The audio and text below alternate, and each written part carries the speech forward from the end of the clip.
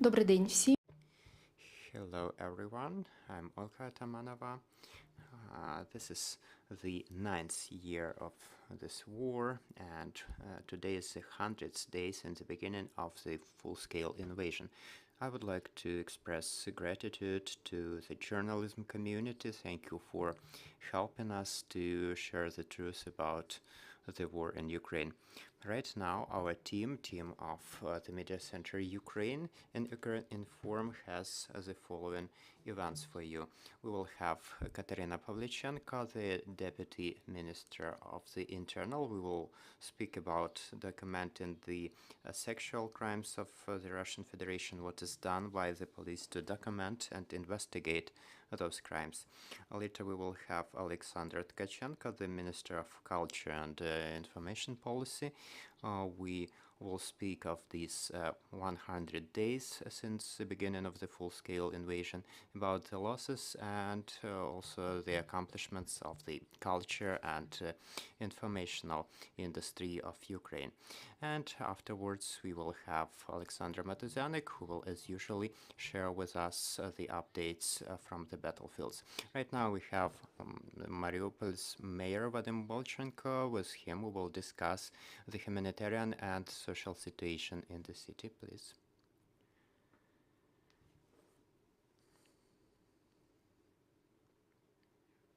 Hello, Ukraine. The first thing I would like to emphasize is that we all need to understand what has happened in Ukraine to be on the same page.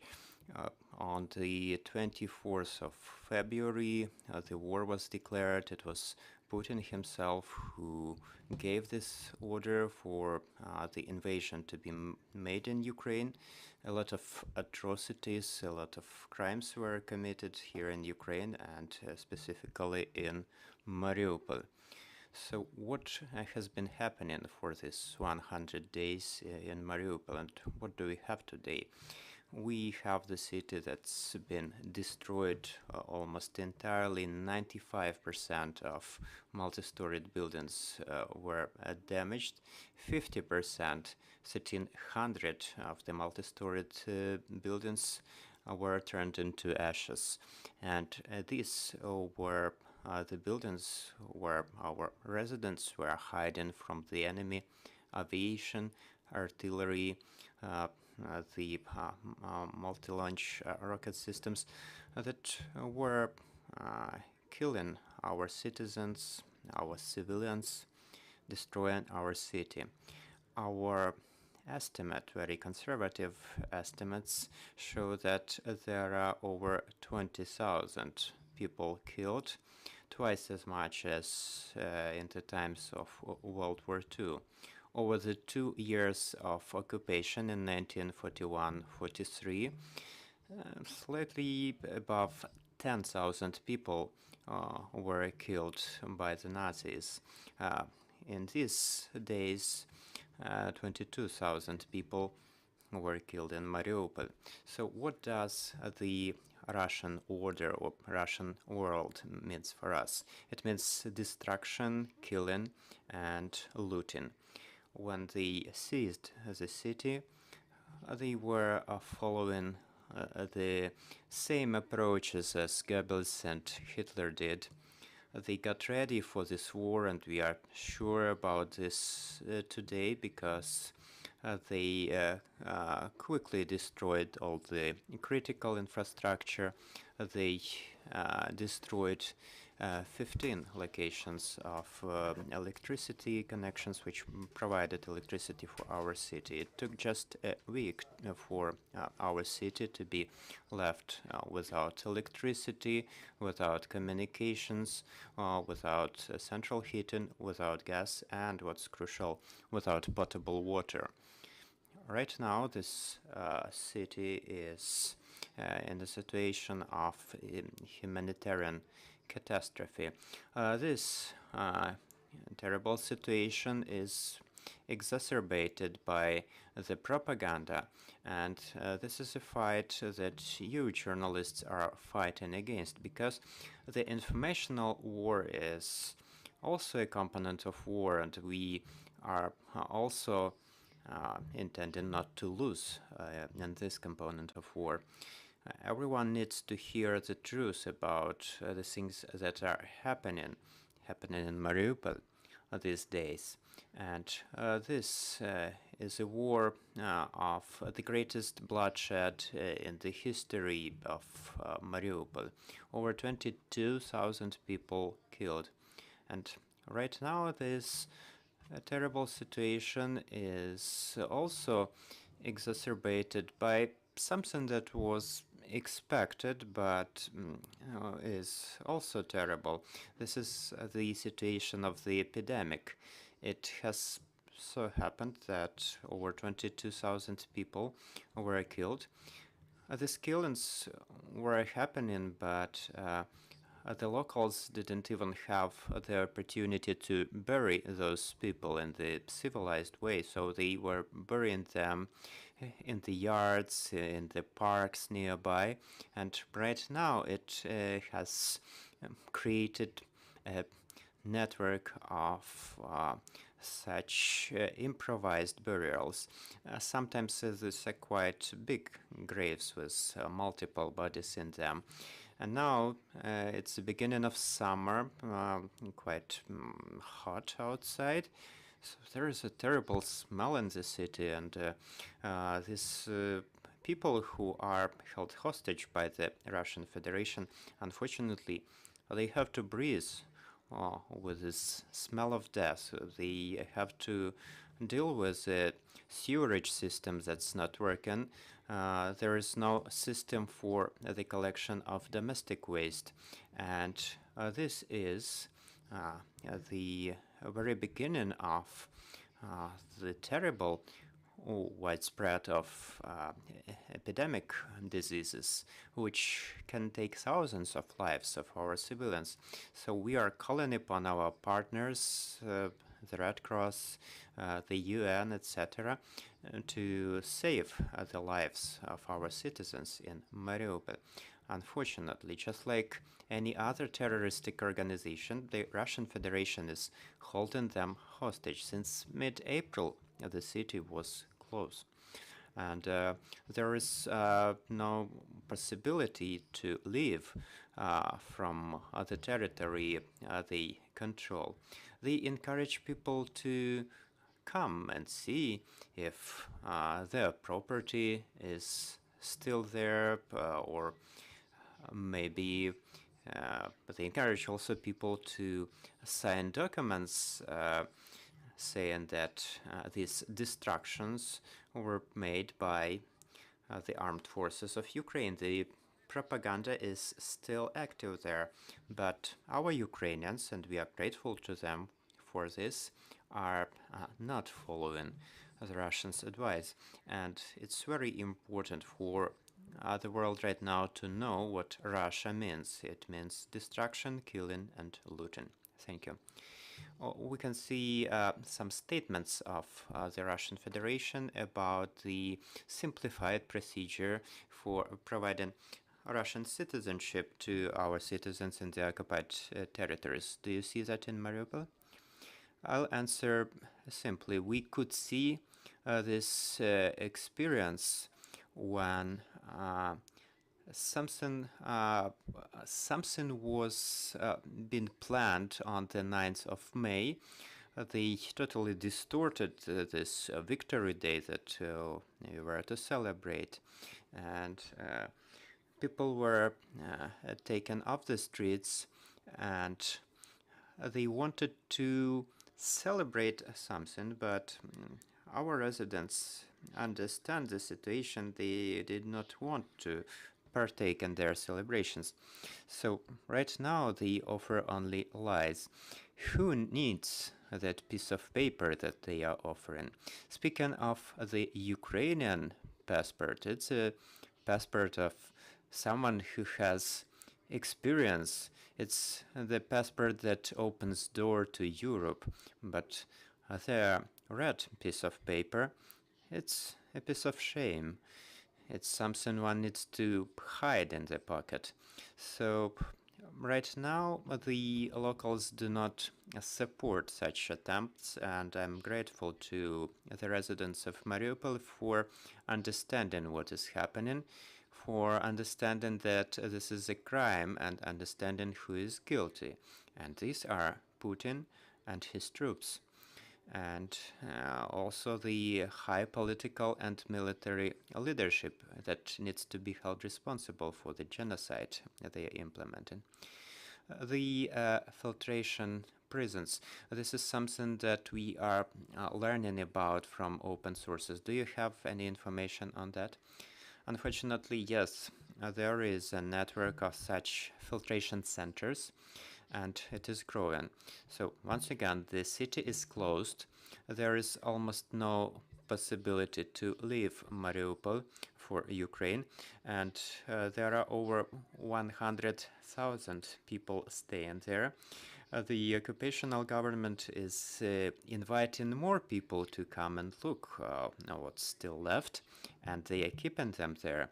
It's my personal opinion that they are doing this. They are calling our citizens to protect themselves with their bodies, because they understand that quite soon we will be liberating our lands, we will be deblocking our city of Mariupol, and so they are trying to protect themselves with the bodies of Mariupol residents. I do not have any other understanding why this could be happening. Since the shelling of Mariupol has stopped, we are also getting some information about collaborationists.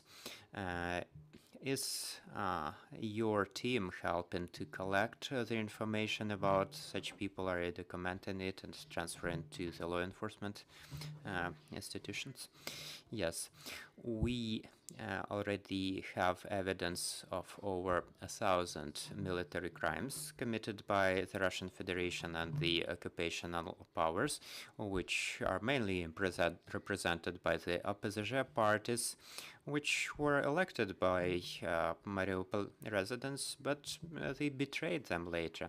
How come it has happened that all the critical infrastructure was destroyed in just a week? This is because there was a very good understanding what exactly they needed to destroy.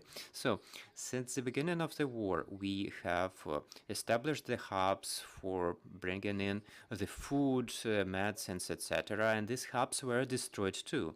When we were getting ready the evacuation on the 5th of March, they were asking questions about the locations and the numbers of buses that are provided for that. They collected this information and destroyed the buses in those places. We had about 100 vehicles. We wanted to do this internal evacuation, but they were destroying everything. They were inviting us to cooperate on this, and together with our military, our heroes, I requested the Russians to open the city to enable the locals to live. They did, and what did we get as a result? It's the Russian tanks, Russian artillery, were coming in through these open corridors, and when the locals were living on their personal cars, they were coming to the very first Russian checkpoint, and they asked permission to leave, and they answered, no, we do not have such orders. We do not have the orders to let you out. And at the same time, the aviation, artillery, missiles from the ships were used against the city. And once again, the world needs to understand, when they are saying that it's a liberation operation, we need to understand what was the nature of Mariupol. It was a multicultural city. Half of the city had Russian origin, most were Russian speaking, but this did not stop Russians from ruining the city. They did this on purpose. Why? Because in 2013 the city did not follow their propaganda. They wanted to create this so-called People's Republic of Donetsk. Mariupol was held hostage for 2 months, but then it was liberated from this. We continued moving forward as a free, prosperous, blossoming European city. What was happening in Donetsk at the same time? Nothing was happening. And the second element here is also envy. They were envious of our development, our desire to live in the free democratic world. And now this was the reason they ruined our life. They have taken away everything from us, but we still have a dream and we still believe in the armed forces of Ukraine. Fortunately, the majority of residents managed to escape that hell, and quite recently the third hub, or the fourth, I mean, hub for the assistance for the residents of Mariupol here in Kyiv. So how are you helping these people who are evacuating? How many people have contacted you, and what is the procedure? The first and most important goal we had was evacuation. Unfortunately, it was very difficult to work in the conditions of the propaganda, and also with this opposition people working for the enemy, and also they were supporting every idea of the Russian Federation. They were also preventing us from our humanitarian operations. But I'm grateful to the Ukrainian government, to Volodymyr Zelensky, and also to the Minister of Reintegration. We managed to bring most people out of that hell. They are in the government-controlled territories right now. The next step is for them to feel that they are home. We are creating these hubs for the support and assistance to our residents of Mariupol. We checked where these residents are these days, which cities they have selected for their new place of residence. Of course, these are Ukrainian cities, and they are not looking for the assistance. The assistance is following them. And the first cities where such centers were established were Zaporizhia and Dnipro. These were the cities that host over 70,000 residents of Mariupol. We are doing this for them to feel this help. This is a place where residents of Mariupol work for the residents of Mariupol. Those who have left this hell are working now to support other residents of Mariupol with social, legal issues and other kinds of issues that are arising. Sometimes we are still having challenges, but we are working on this. There are doctors who provide some primary assistance. There are medicines that are necessary for our former residents. There are psychologists. There are children's rooms. There are also, in these projects, there are partners thanks to whom we are able to ensure the humanitarian component, which is very important in these centers.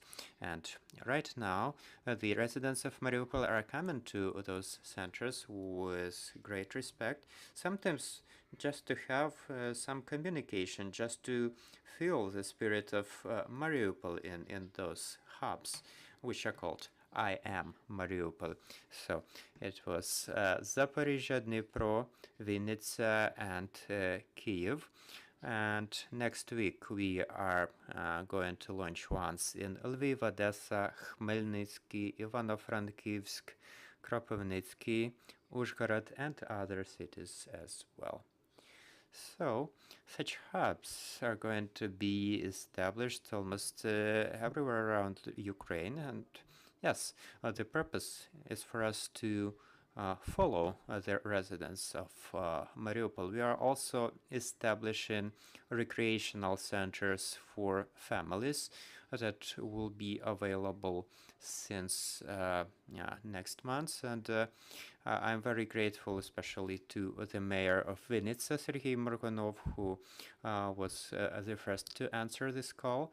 And on the 13th of June, there will be the first teams, the first families of parents and children who will have this opportunity to take a break from this war, have some recreation here in Ukraine, and we need to continue working to save residents of Mariupol, bringing them back to normal life.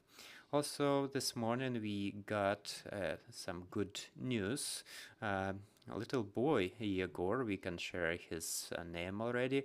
He was the author of the famous Mariupol Diary. All the journalists were covering it. And he is in safety right now. He is in Zaporizhia. Can you share anything about him? Well, we still need to wait because everyone who has been to Mariupol these days, these are the people who have challenges with mental health. We need to work with them in this regard. This is why we have professional psychologists in these hubs that are being established, and it takes time.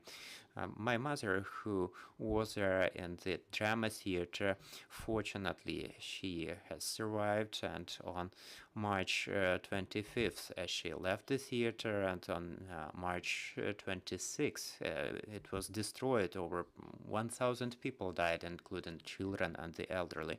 So it took a week for my mother to just start speaking, and it's terrible when you are for a month or longer under this fire that doesn't cease. And since the very beginning of March, first day there was 1 aircraft, 2 aircrafts, 3 aircrafts, 5 aircrafts, and twice an hour they were bombing the city. It was their daily job. They were ruining and destroying everything. It's terrible. And when my mother has said that, okay, we believed that Grad and Smerch systems were the most terrible, later we understood we were wrong, because the air raids, the aircrafts were even more destructive. It was impossible to hide. Now, dear colleagues, you have the chance to ask your questions. Please use the microphone. Kristina Atovska from North Macedonia. I have a question. Yesterday, our ombudsman was in Ukraine, and he gave your government one interesting suggestion. Instead of Red Cross, to be international group of ombudsmen who will visit the war prisoners and the citizens who are stuck and trapped in cities like Mariupol. Can you tell us what do you think for this kind of suggestions, because Red Cross is a humanitarian organization, and ombudsmen in every country by the law they have obligation and right to visit imprisoned people.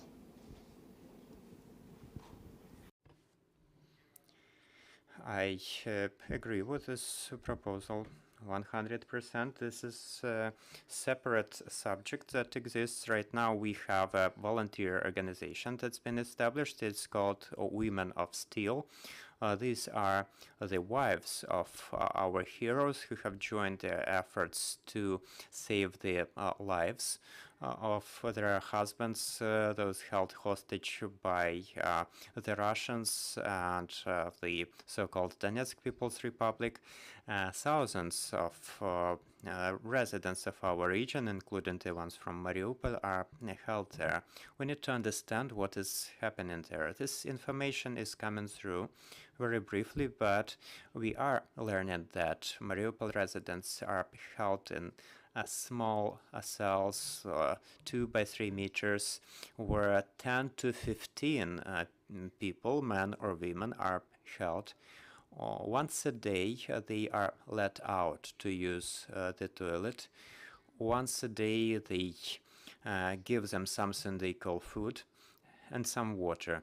They are held there in terrible conditions. So we need to join the efforts and understand what is actually happened there, and to make lists and liberate the residents of Mariupol from those prisons, from being held hostage.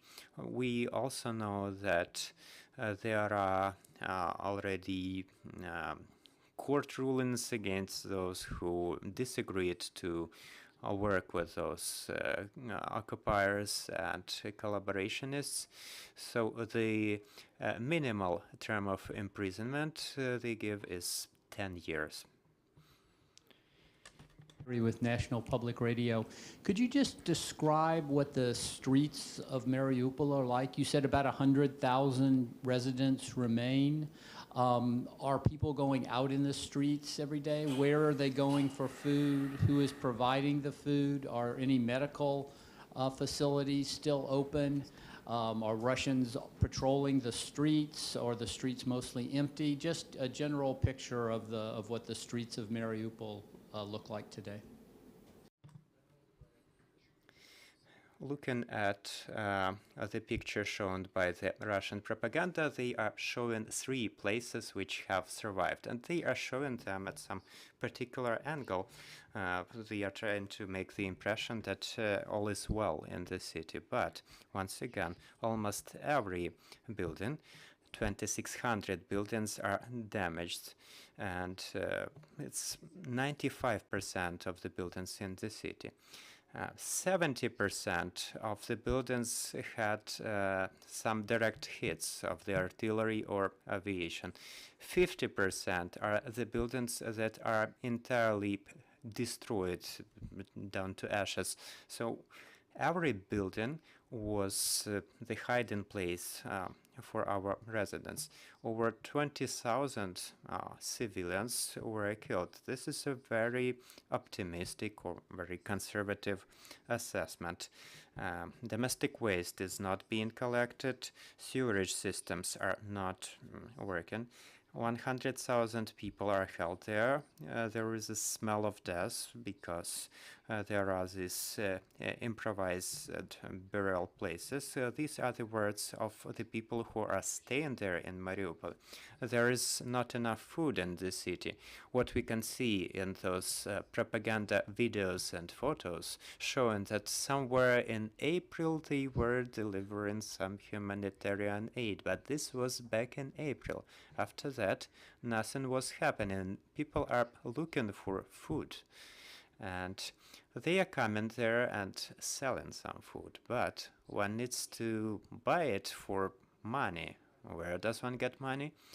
The main problem in the city right now is the lack of potable water.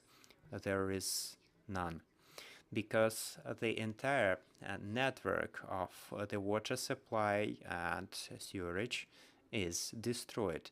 It is summer, which means high temperatures, which creates a terrible epidemic situation. There will be outbreaks of infectious diseases, and people are waiting near their buildings for the times when the so-called green corridors will be re-established for them to be able to escape the city. They are waiting for this, and we have to join our efforts to save the lives of our Ukrainians there in Mariupol. Thank you for joining us. Okay, last question. Quickly, Valerie Hopkins from the New York Times. We saw even a few weeks ago on your Telegram channel and others Russian attempts to minimize what was happening in Mariupol. As I understand, they said, according to their official estimation, only 12 people died in Dram Theater. How worried are you about them destroying possible evidence, or not really being able to establish the full extent of the crimes that occurred? And what is your knowledge of the prosecution and the authorities' ability to start to prosecute crimes specifically that happened in Mariupol? Thank you.